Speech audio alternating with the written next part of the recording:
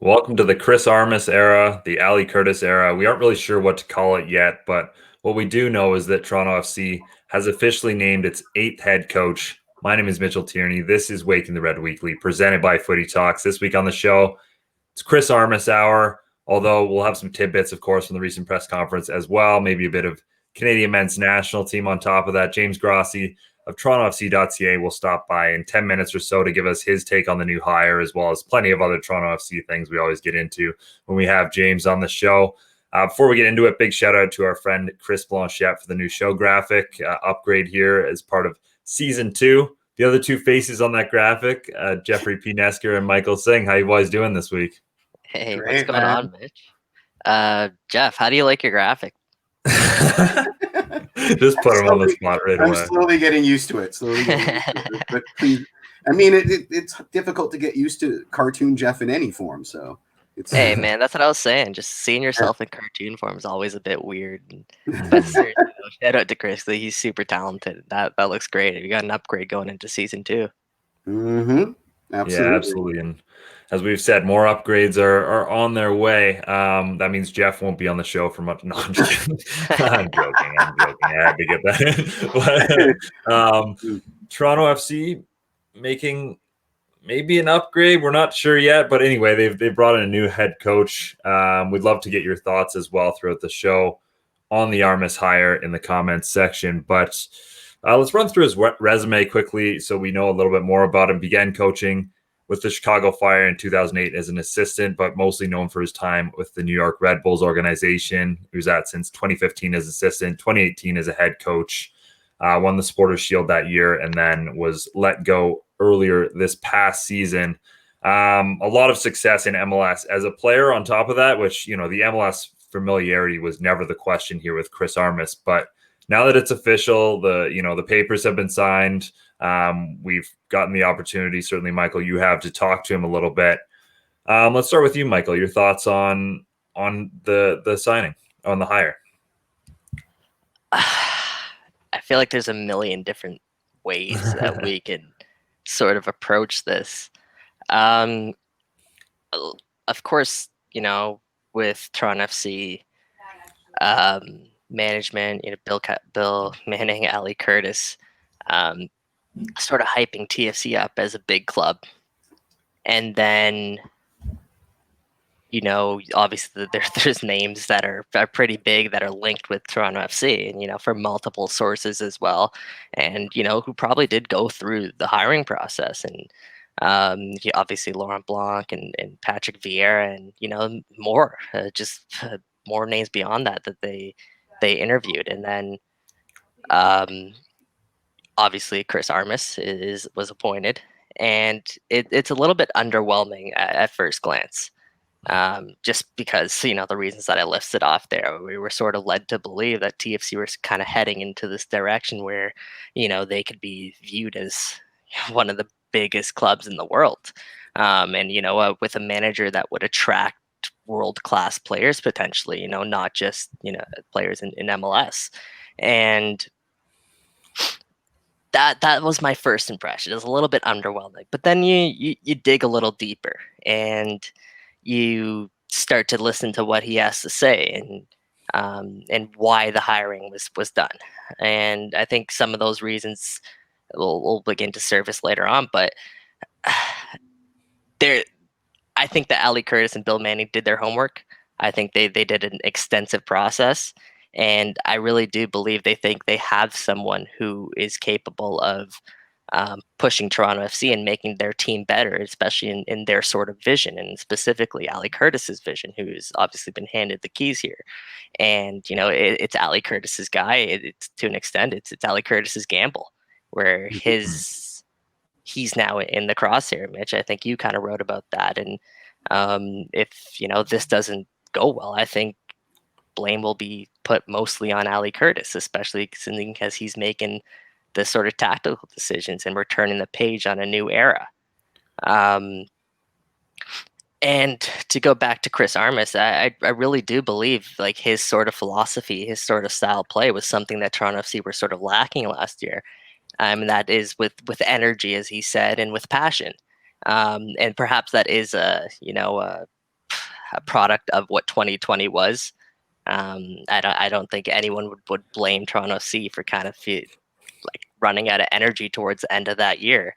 But I'm excited to see what that freshness will bring out of the players, and I think there's certain players on this roster that Chris Armas will be able to get the best out of. It's just a matter of um, seeing how he'll use certain players that haven't been finding the same success under Vanny, and can he get the best out of them? I wanted to hear your guys' thoughts there, Jeff.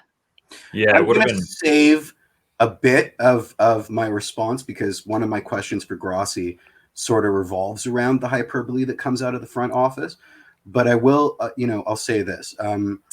I've watched, I mean, he must have lived in that chair in that living room for 48 solid hours because he was zooming with the extra time guys.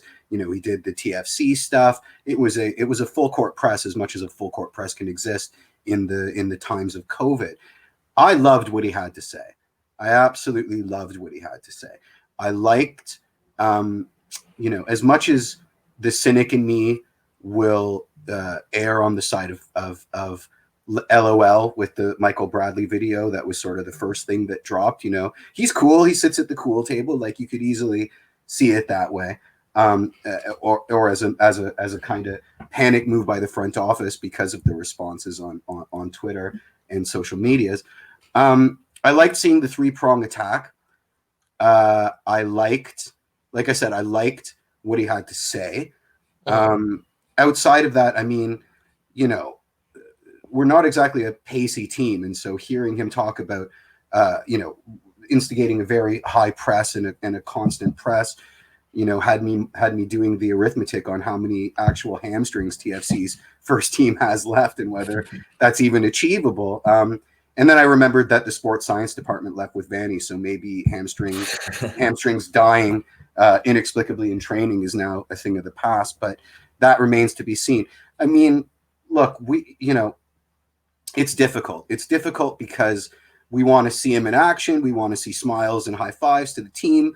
We want to see training sessions. We want to see the proof in the pudding, and we're not going to get that for a while. So we're essentially in a bit of limbo. And my fear is, how excited can you be?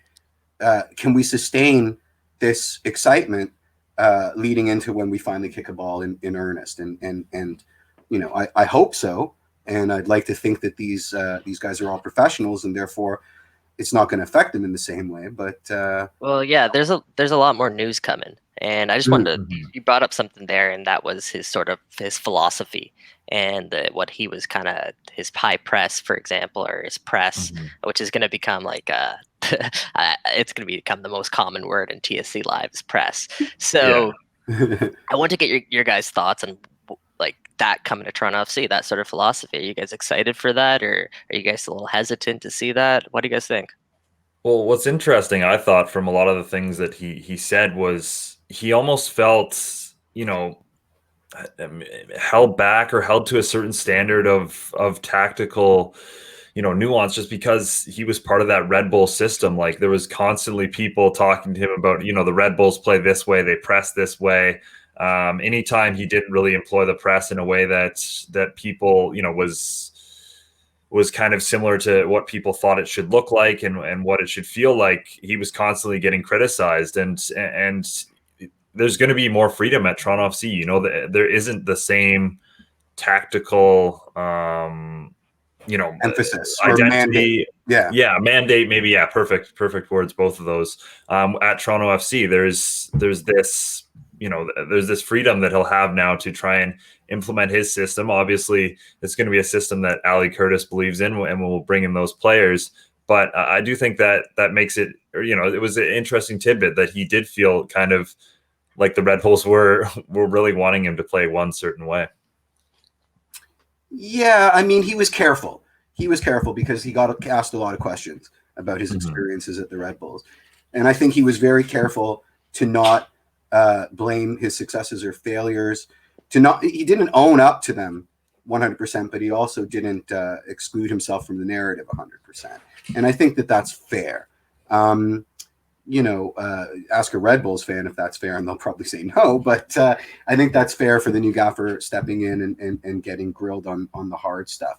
I'm going to bring up Will's comment because I maybe disagree about this. And that's simply because the first video that left camp was MB4.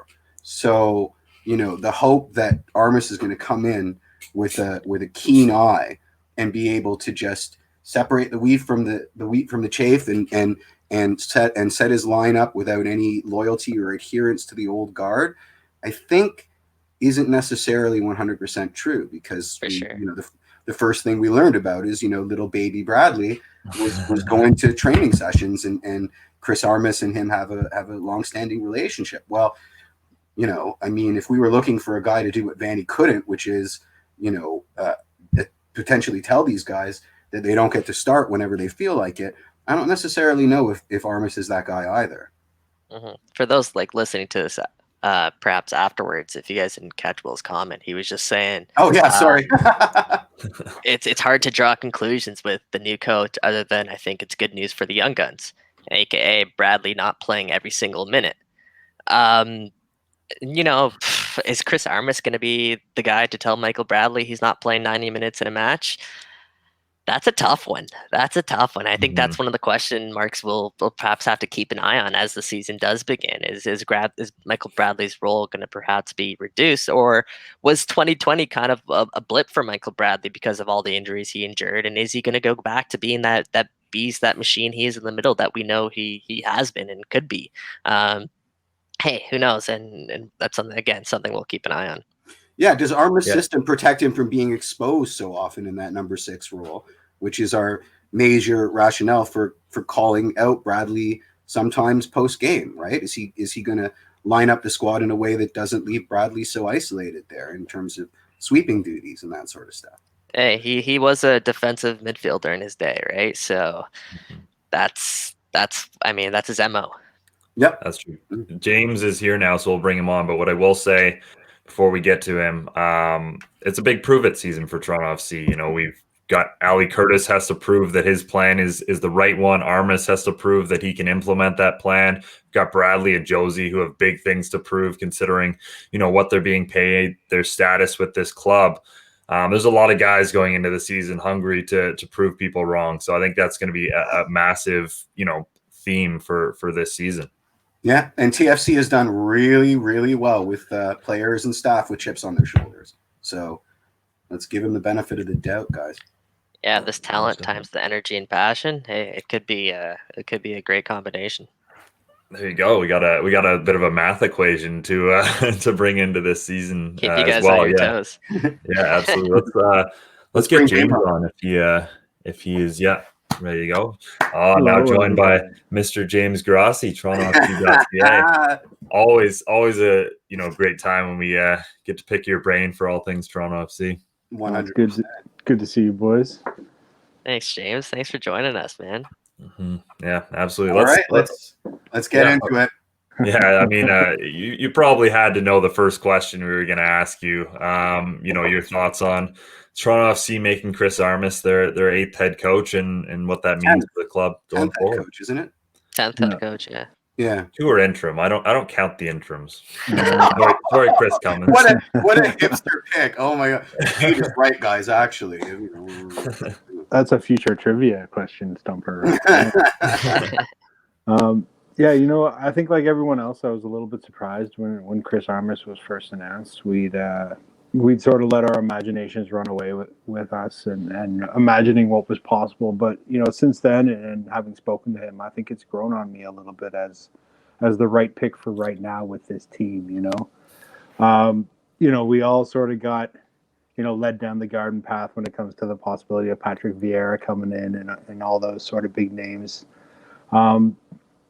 and if I go back to the day that Greg Vanney left, if you'd twisted my arm and made me make a list of 3 to 5 guys who could possibly step into that role right away, Armas's name would have been one of those guys. Alongside Ben Olsen, alongside a guy like Wilmer Cabrera, just because they know the league, they know the teams, they know the players, they can jump in and take over an MLS side and get off on the right foot right away. I think what brought me around to thinking this is the right choice is that this isn't a team that's looking for a new identity. This isn't a team that's looking for wholesale changes right now. This is a team that's they're in win now mode. They've got a bunch of experienced players who are at the end of their careers, and they're looking to reach the playoffs, and they're looking to lift MLS Cup. And anytime you bring in a new coach with new ideas, and the bigger the name, the more rigid those ideas can be about how things are going to go forward, that maybe this is the right pick to shepherd this group on to the next year or two and see sort of where things go. I sort of cast my mind back. The Vieira thing, while tempting, because we all know he's a soccer gentleman if ever there was one. Look at how the Atlanta De Boer experience played out, where De Boer came in with a team that was a winner, and he couldn't set aside the rigidity of how he wanted to go about things in lieu of what was best for that group of players that he had right there, and it sort of crashed and burned spectacularly. And whether that would have happened here with Vieira, who knows? He has his MLS experience. He's perhaps a little more familiar with it, but this is a group of players that just needs a hand on the wheel. They don't need somebody to reinvent the car right now. Coming from Red Bulls, the obvious question to ask him was how does he see this team improving? How does he see his vision impacting with this group of players? And the one word response that he had was energy. And I think if we look back to last year, there were a lot of times, and granted, last year was a strange year for a whole lot of reasons, and guys were justifiably tired at times. But the words like plodding and words like uninspired and meandering were some of the things that we could describe to that TFC attack, especially once they hit the halfway mark, and sort of anytime they broke away from defenders, they seemed to hold up and wait for guys to get back in position just to have to do it all over again. And sacrificing opportunity for possession was something that was a little too comfortable for the team last year. And so if Armas can come in and bring a little bit of that bulldog mentality and up the tempo and up the intensity as he sort of promised, and this team has the potential to be a lot more ruthless in attack than we saw them last year. And to be fair to Greg Vanney, he preached a lot of those same things last year. It wasn't that he didn't have that idea in his mind. It was just for some reason it wasn't coming off. And maybe after 5-6 years of Vanney barking at everybody, it's a good idea to have somebody else lighting a fire under their behinds. And I think the biggest takeaway of this whole thing was something that Laura Armstrong hit on in her piece, was that this is now Bill Manning and Ali Curtis's team. Greg Vanney had a lot of sway in that room, and he was very much the face of the club for those 5-6 years. And so, for the first time in a long time, and perhaps the only time in TFC history, we actually have a front office that each person has approved or been on board for the hiring of the person below them, which is going to be something. That's probably the way that it should happen. I don't have a lot of front office experience, but I imagine that having the man that's responsible to you be your man is important when it comes to the decision-making structure. And Armas's job is going to be to focus on that first team and to wring every ounce out of them. And so I'm pretty excited about what the potential for this could be. Michael Bradley spoke very highly of him. Armas was a fascinating guy, and a guy that I look forward to talking to more. And perhaps the last point that I would make is that for anybody who was really looking forward to a big name and all the flash and glitz that comes with that, would be that with so much uncertainty ahead for this season, we have no idea what the schedule is going to look like. We have no idea if TFC is going to be playing in Toronto, let alone the possibility of labor disputes or whatever it is that ends up coming up this year. You need somebody who's going to be flexible and know somebody who understands the lay of the land. And, we always say it, but MLS is a unique beast in the soccer world. And so bringing in somebody that's familiar with drafts and international borders and all that sort of thing was just a step. It was it was perhaps the wise move at a time full of such uncertainty. 100%. I mean, you can't ignore what the pandemic has done here. And, I think, again, I think it impacted TFC's hunt, but I also think it impacted their decision. Can I move? Can I do this? My question first. So, because you talked a lot about it, do you think it's obvious that there was a lot of hyperbole from the front office, right? My phone is ringing off the hook. We're getting a clone of Pep and Klopp together. We're going to mash them up together. It's going to be Robo Klopp. It's going to be the best coach in the world. Did you go? You didn't say Robo Klopp? I did say Robo Klopp. Oh, okay, good. I want to make sure. Yeah, no, I did that on purpose because. Okay, good. To copyright that. I wrote here we expected the moon and got a moon rock, which I think is kind of unfair to Chris Armas. But it's occurred to me that there are certain parts of TFC fandom that won't be happy unless we get RoboClub.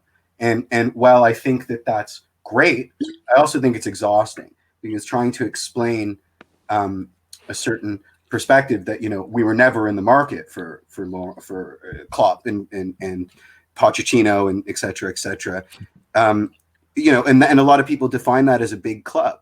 So there needs to, I think maybe we need to separate a big MLS club with a big soccer club, which isn't necessarily Jeff, what's your question? Sorry. Do you think that the hyperbole was smart, or do you think that that's the real issue here? Is that they were shooting their mouths off and they created the impression of something different than they actually got, and that if they could go back in time, maybe they wouldn't have been so blustery? I think that the tricky part here is, I parse everybody's words pretty carefully, and I listen closely to what Ali Curtis and what Bill Manning said, and I don't think they ever promised RoboClop. You know what I mean? The tricky part is that everybody hears what they want to hear when it comes to something like a coaching search. And so saying that his phone is ringing off the hook, it could be all, under 12 coaches in Toronto are calling Ali Curtis because they think they're ready to step up to the big time. So, when we hear things like that in a worldwide search, we sort of get ahead of ourselves and we get excited. I think the one thing I would say is that, we probably need a better look inside the process to understand really what's going on. Like, if we had found out that, this day he's talking to this person and they're looking at this person, then those words don't seem like hyperbole. They seem a little bit more plain spoken than the way that our imaginations can run away with us when presented with a situation like this. I think the one tricky part there on top of that is that, the more that these negotiations, the more that these conversations take part in the media, the more that it colors the way that things turn out. And the TFC in the last couple of years have done a pretty good job of sort of keeping everything in-house, keeping word pretty tight. I think we were all pretty surprised when Vanny left. And so, I think to get to the bare bones of your question, I think they would say that they were just speaking honestly and it wasn't hyperbole, and that people ran off with that. And the only solution between like sort of speaking plainly and people's imaginations is to sort of give us a bit more of a play-by-play of what's actually happening, but nobody's ever gonna reveal their call details like that. So it's sort of the nature of the game. Like I mentioned, I think I joked in Slack that I hear Sir Alec is available. But, whether that's going to happen or whether that's the right pick for right now, or whether that's just somebody's imagination running away with them, is it's half of the hot stove conversation that we have around these things. Absolutely. It's a good point, James, and really well said. Everything that you've kind of brought here to the conversation, I think it brings valuable points that people sometimes overlook. But I just want to move on. Sort of one of the pieces that you wrote on TorontoFC.ca was about the young guns, and that's one of my favorite topics. So, do you think Chris Armas's impact here in Toronto FC will be a good thing for the young guns? Does it change their sort of trajectory, or do you think they're on that same sort of path Vanny had them on before Armas arrived? It's tricky, like every player's path is their own. And the one thing that Greg always sort of, Greg Vanny, when I spoke to him about young players, always emphasized with me was that no player's progression was ever going to be linear and up. You know what I mean? There are going to be players who take a few steps forward for a couple months and then take a few steps back for a couple months. And, I look at a guy like Jacob Schaffelberg, who burst onto the scene in 2019, and he was the hot new thing, and everybody was loving what he brought to the game. And then 2020, he basically disappeared. Had a super quiet year, and then he's winning penalties for Canada Team White or whatever it is that we're calling him in the closed match game. And so, I think for every player's individual journey is their own. And the coaches that come in and the opportunities that are given to them can definitely sway the way that things go. But it's such a I don't know a ton about this, to be honest. I'm not a coach. I've not been around guys who as they've come up, but it is such a sort of it's such I don't want to say crapshoot because that implies that there's a luck element to it, but it is such a mixture of determination and hard work and opportunity and taking those opportunities that are given to you that really makes the difference for these guys. I think what we do get with Armas is a guy who has shown some commitment to playing players when they're ready. I think it's fair to say that Greg Vanney was a little bit hesitant at times to give guys minutes when maybe it wasn't what was best for the team, but it was what was best for them. But that too is a balancing act. If a guy is going to be a fact, if your team needs the 3 points, is it more important that you get the 3 points, or is it more important that you get somebody an hour's worth of time? I do think last year in particular there was a lot of room for the last 25 minutes or so to give guys minutes. You had the 5 subs. Just throw somebody on the game. I think what Vanny would say is that too often the balance of the game was hanging there, and that would have been a risk that wouldn't have been fair to the rest of the team or to the fans to perhaps sacrifice a result. But we look at the Tyler Adams thing, and Armas himself said that he wasn't sure that he deserved credit for that. Tyler was just Tyler.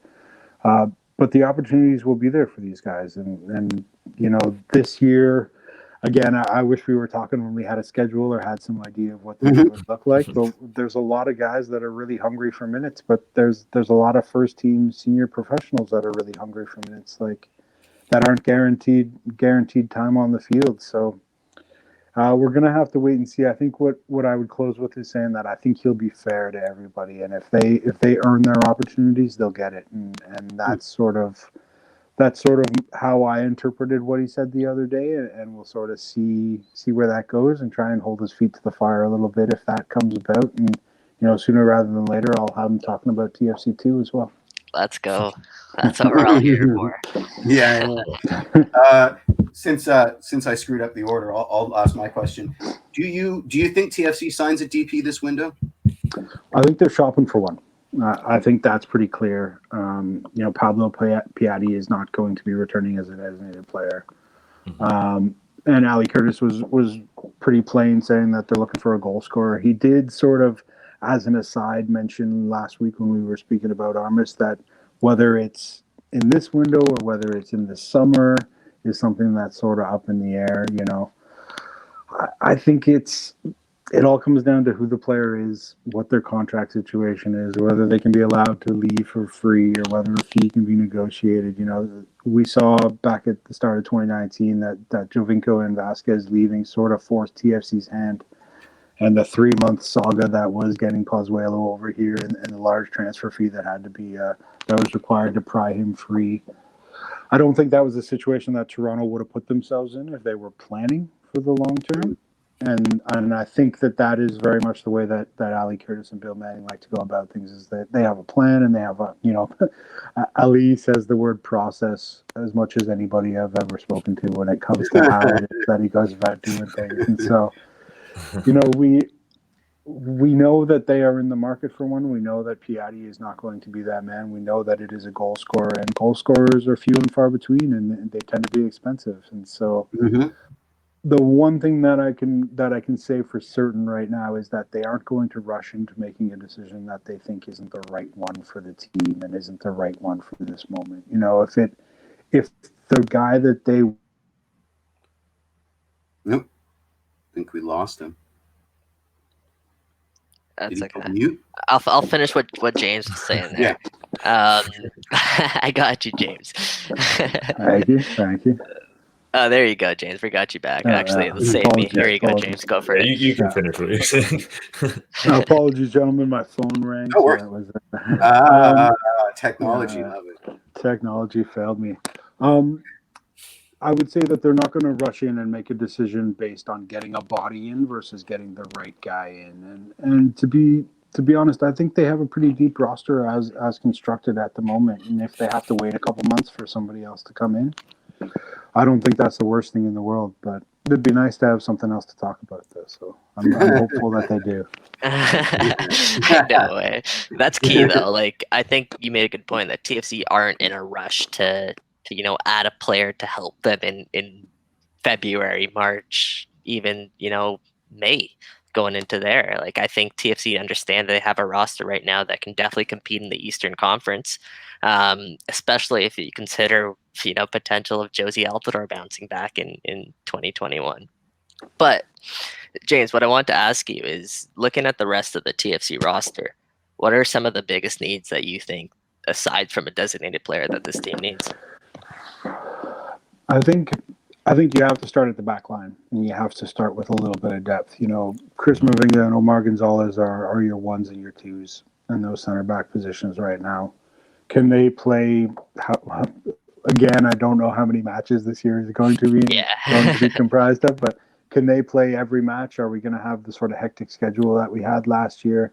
You're going to need some depth right there. Eric Zavaleta and Laurent Simon doesn't look like they will be returning at the moment. I wouldn't rule anything out, to be honest. Ali Curtis did mention that, in addition to the DP search, they're going to be looking to fill a couple of spots and possibly send in some guys out on loan and stuff like that.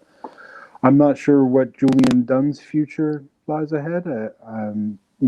Whether he is that man, whether he's ready to step up, whether Rocco Romeo is ready to step into that role, or do they go out and find, either a potentially somebody in this upcoming draft, somebody from outside that can be a younger player, or another veteran guy that's going to step in and be able to sop up some minutes here and there. So, I think when I look at the current roster, I think that central defense is a real key need area.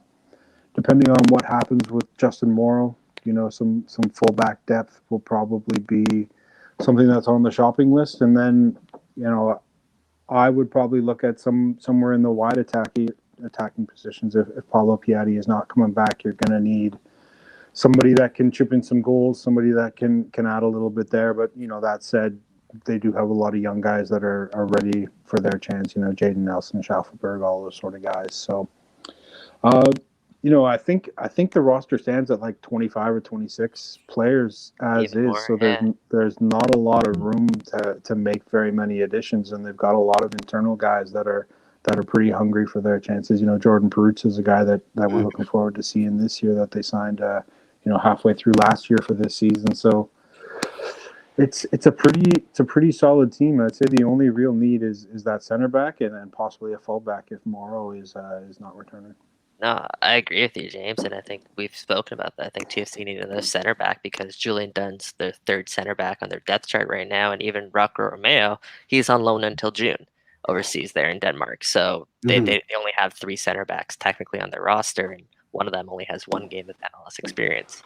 And then what a obviously, game that was! yeah, what a game that was, really, as an 18-year-old or 17-year-old being lit up 5-6-1 against the Houston Dynamo. Definitely not fun for Julian Dunn there. But also left back, you mentioned they have no natural really left back on their roster, I think. And, no, Griffin Dorsey was touted to be one for the future who could potentially even fill that role. But beyond that, I really don't think guys who've disappeared. Yeah, I really don't think that there's too much depth there. Obviously, Oro or Richie can play on that side, but they definitely need someone at left back. I think if they want to play a four at the back or even five at the back, and then that winger I think is huge, especially if you're not bringing back Piatti. And you mentioned that they need goals out of that winger. That's going to be tough if it's not Piatti because they are a little bit tight up against that salary budget. So perhaps it is going to be those young guns that are going to have to step up and maybe fill that void there in the wing. And hey, they're looking pretty good at Canada camp, Mitch. I think you want to ask James about that. Yeah, that's a perfect segue into my question. You know, I would have. We do. I'm always going to ask you at least something about the Canadian men's national team, and putting a Toronto FC spin on it, though. Who are you kind of keeping an eye on? Obviously, pretty tough to keep any sort of eye on anyone at camp, but stuff gets out, that sort of thing.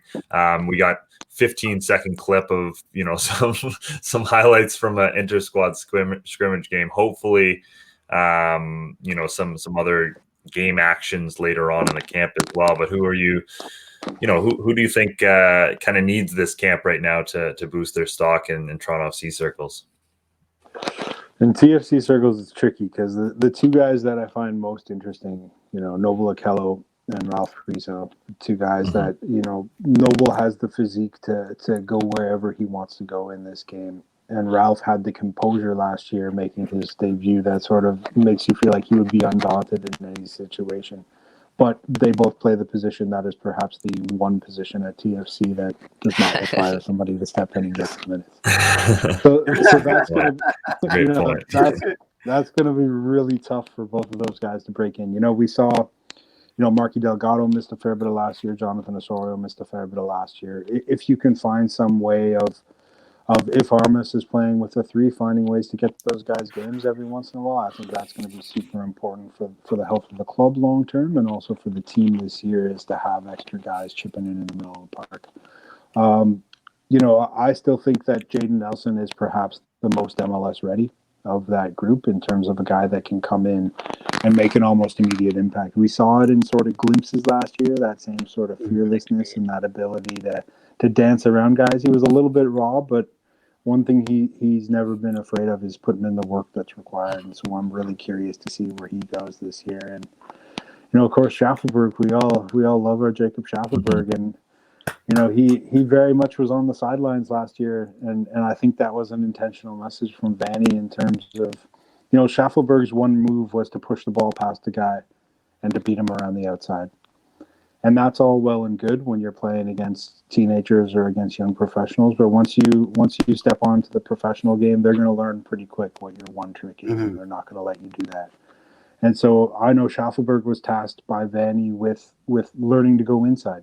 He wanted him to add that different element to the game, to be able to mix it up and to be able to handle the physicality that you need when you can't just push the ball past somebody and sprint past them. And so to see whether that year of being able to work on that has really allowed him to develop as a player is something I'm pretty excited to see. Based on his penalty win in that 10-second clip that we saw the other day, it's entirely possible. I do believe it was a little further infield than around the outside. So I mean, that's as much. I'm taking as much hope from that one clip as we can for him. And Jaquil is just it's a fascinating case of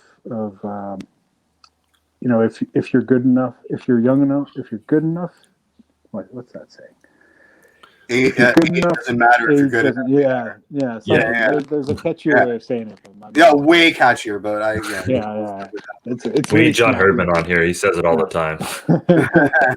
Exactly. I misplaced my soccer idioms. So it's going to pop into my head the second we end. Oh, I know. But yeah. To see what he can do, we saw very, very little of him, and he's a guy that barely even played for TFC 2 back in his before signing his professional contract. He was more of a TFC 3, TFC whatever U15 or whatever it is that they call that group, TFC 7, I believe. Eric's got it. If you're good enough, you're old enough. Thanks, Eric. Thank you. Appreciate it. To see where he goes, fascinating young guy, really promising talent, and I can't wait to see a little bit more of him. But I think I would say with all these guys, let's give them their chances, but let's also be patient with them. Yeah, we misquote one thing, and all of a sudden the comments section comes alive. Blowing up. everybody letting us know. But I think it's a big year for the young guns because it's not necessarily a clean slate when a new coach comes in, because obviously Curtis is here and we have the most of the management structure is still the same, and we'll have their they're saying the players, but there's definitely opportunities this year with a new coach for a lot of these young guys and a lot of different players to take a step forward. So James, I think we'll let you go here, but thank you so much for joining us as always. My pleasure. Good to see Thanks, everybody. James. Take Good to see care, your stay face. safe, all that, and we'll have some soccer to look forward to sooner rather than later.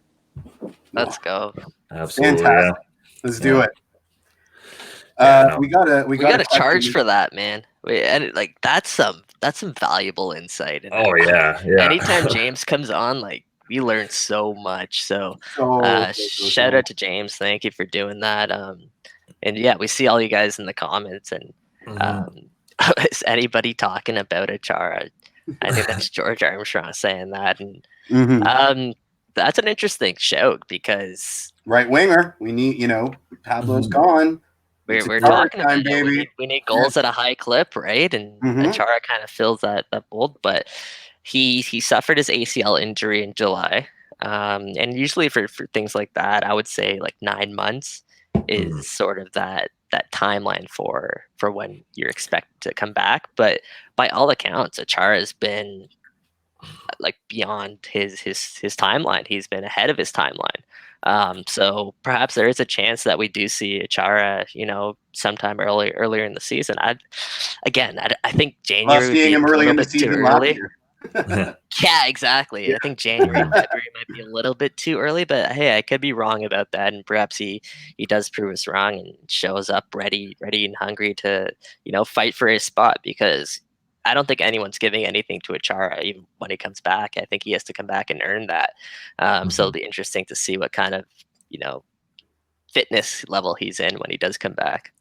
With those injuries, you always have to be a little careful, because you saw it with Piatti or a guy like Ricardo on my Leicester City, who's coming back to fitness, right? They'll come back maybe for like one game or so, and then just because of the way the injury is and how you can't really work out properly all the other ligaments and little things around that, a lot of minor pulls, that sort of thing. So it might be a little stop start when Achara comes back, just based on the injury.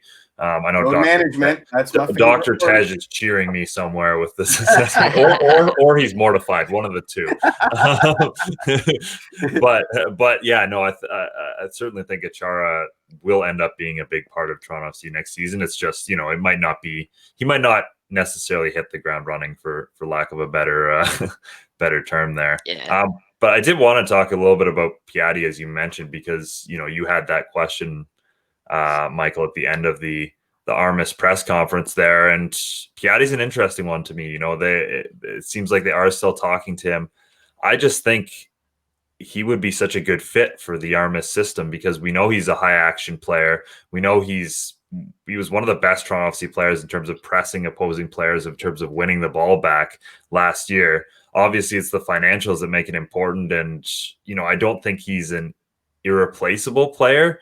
But, proof of concept, certainly. We know he works in the Toronto FC system. What are your thoughts on that whole situation, Michael, and where it goes from here? Yeah, thanks for the question. That's pretty...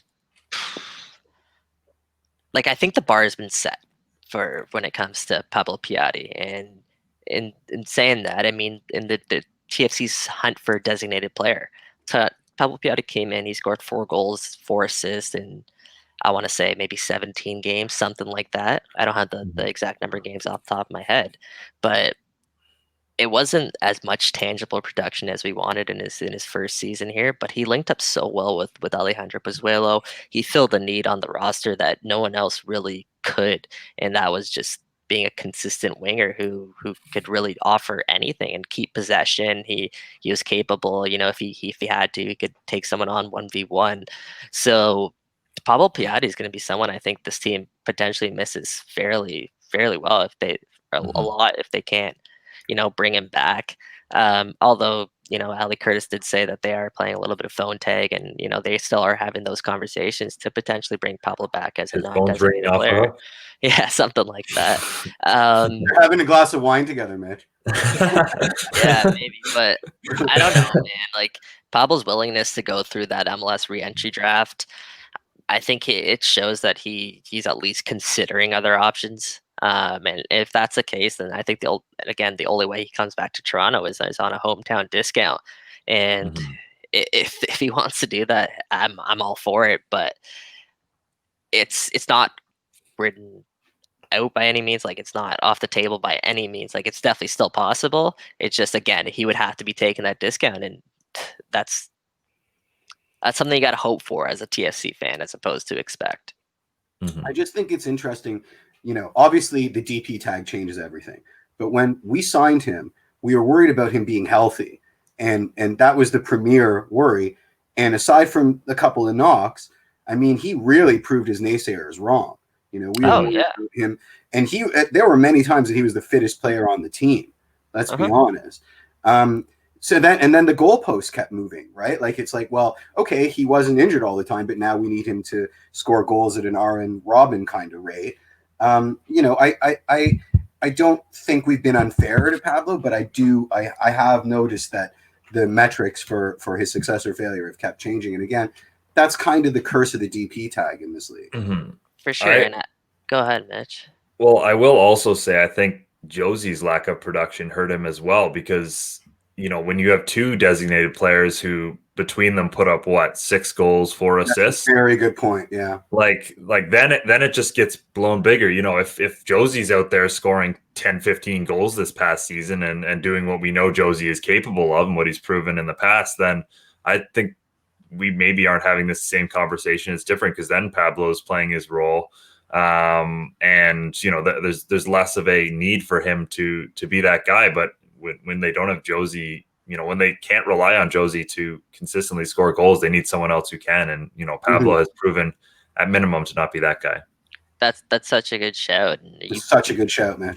Yeah, you found the words for that perfectly. It's just like, what really caught me off guard is TFC saying how badly that they needed goals when they were looking for a designated player, because you think about who you have on your roster, and that's Ayo Akinola, who scored the most goals per 90 minutes in all of MLS last season, and is going to get another year older.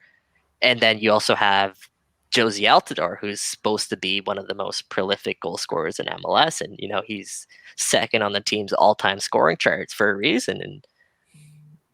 And then you think about the impact that Pablo Piatti made in his first season. I don't think anybody's really disappointed by that. Obviously you'd want him to stay on the field towards the end of the season a little bit more, but hey, he played in that playoff game. He played, I don't remember what the stretch of games was, but a bunch of consecutive games in a short turnaround time. I brought this up on one of our previous shows. I think I'd rather see Piatti as a designated player going into next season than Altidore, if Altidore is going to be the 2020 version of himself. So if we're, bringing Piatti down as sort of that designated player, then shouldn't we look at Josie Altidore as well? Especially if his job is to solely provide goals. So that's where the disconnect is for me. Is I think like TFC doesn't necessarily need goals from a designated player. They need goals from a specific designated player. A specific designated player. And that's Josie Altidore. So, let's say TFC turned around, they want goals. Are they bringing in another striker?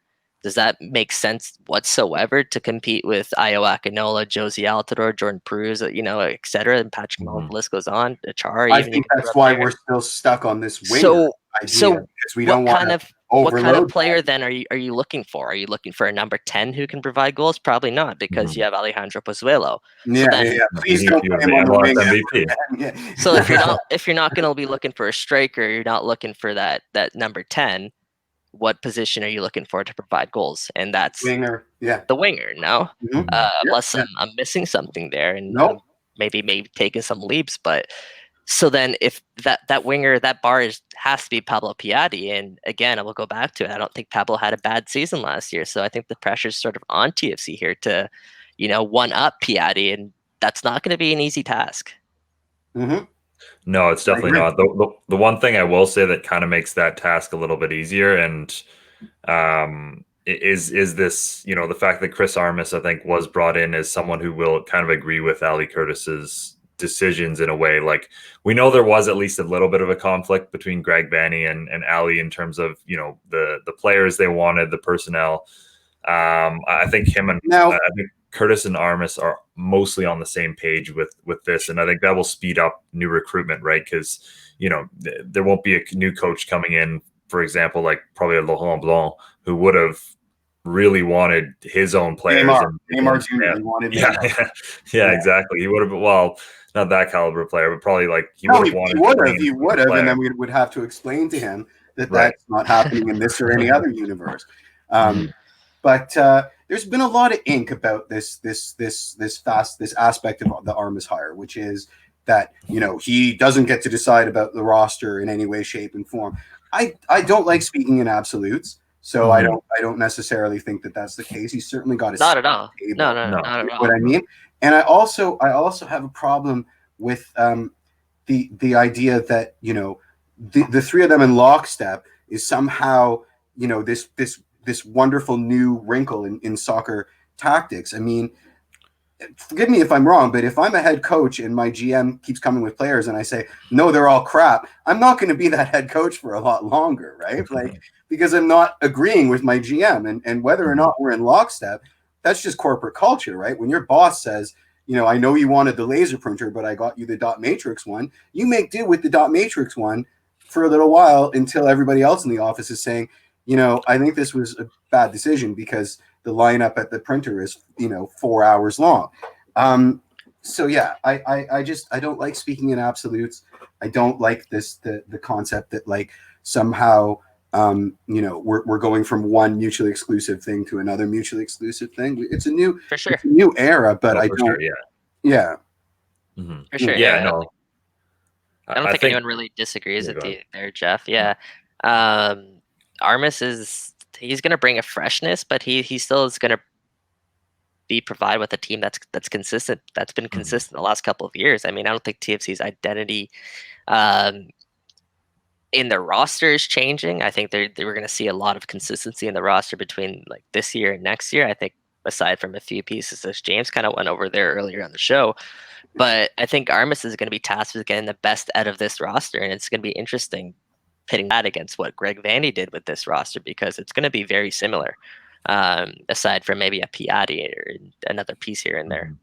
Yeah, I guess forgetting about Gallardo and Armstrong. Hey, no time for Gallardo. I saw that. I tried to ignore it as best I could. We have no time for Erickson Gallardo this week. I guess to just kind of distill my thoughts better is just that Toronto FC, they believe they're close, and I think, I agree with them. I think they are very close to being, the MLS Cup contender that, I mean, they were an MLS Cup contender last year, no doubt about it, even if it didn't go well in the playoffs. I think they're very close, and I think they brought in a guy who's not going to try and change too much in a lot of different ways. He'll build on what they've already built here and, just add that hopefully last little bit that can take them to where they want to go. And yeah, exactly, that little spark. And I think that's why the Chris Armas hire, makes so much sense if it fully works out, is because that's the kind of coach he is versus some of the other options they would have brought in. But make no mistake, it's a gamble. For sure. It's a gamble, and I think we should definitely get that out there, is that he's got to be perceived as sort of this, even though we are calling it a gamble, he's almost a safe hire in the sense that he has that MLS experience. Ali Curtis is familiar with him, and TFC has that consistent roster, and with all this uncertainty in next season MLS, you want someone who understands the league. So it's a little safe, but at the same time, hey, if that doesn't work out, it's not going to be all roses from TFC Live and all the TFC fan base, because there's going to be a target, and I don't think it's going to be Chris Armas. I take one issue with the safe hire thing, and this is a point that I keep bringing up, and that is him coming in on the heels of Vanney to try and keep the ship sailing is, in essence, essentially what he did after Jesse Marsh in New York Red Bulls. So there is a matter of historical context here, right? He is trying to redeem himself for a very similar situation that's not too far back in the rear view. In a sense, yeah, I think TFC do want more Armas, less Vanny kind of moving forward, as opposed to the Red Bull situation where I think they didn't want Jesse Marsh to sort of depart. Yeah, they just wanted Jesse Marsh. I think TFC does know what they're going to be getting in Chris Armas. I think that's an important note to make. But it's a fair point. I mean, Armas had his chance at the Red Bulls. I don't want to say he did. He definitely didn't do poorly, because he didn't. Supporter Shield is not poor. Yeah, exactly. And the 7th best winning percentage all time. I think that's a better winning percentage than Greg Vanny has, I believe. So there are some of that narrative is definitely overblown that Armas is failed completely at Red Bulls, because that's just not the case. He was in a playoff position when he was let go. I think that, as Mitch kind of alluded to, there's a little bit of a disconnect in his philosophy and what was being put out onto the field there with Red Bulls, and I think that grew over into frustration. And they sold all his players. They sold all his players. Yeah, and that's also important to mention, is that the resources that Armas had at Red Bulls was tremendously lower than it was at Toronto FC. And I think I wrote this in my notebook. TFC is traditionally as one of the top 3, top 5, if not the highest spending club in all of MLS. And New York Red Bulls are traditionally, one of the lowest. I think they were bottom 3 the last couple of seasons. So that's going from the bottom to the top, and I don't know. I'm excited, at least intrigued to see what he can do with that, new set of toys. Absolutely. I think we should wrap up the show here. But again, we're going to talk about Gallardo, because we're getting. No, we're not talking about Gallardo. We'll get nowhere talking about Gallardo right now. But I think it just comes down to prove it, right? That's what this all boils down to. We won't know anything until Armas gets his team on the field. We see what Ali Curtis has planned for the next set of players coming in. George, what I will say is, I have something coming out on Erickson Gallardo. I have a little piece coming out, and Erickson Gallardo's name's in it. Just keep an eye out for that, because I'll write some words there for you about Erickson Gallardo. Leave him wanting more. That's exactly what we do here on Waking the Red Weekly. Always great to catch up with James Grossi, as we did this week. Infinite wisdom on Toronto FC and all things Canadian soccer. So really appreciate him for sharing it with us. Thanks to Kevin and Sophia, Chris again for the new graphic. And on behalf of Jeff and Michael, thanks so much for tuning in. And as always, till next Tuesday. Cheers, guys. We'll see you next week.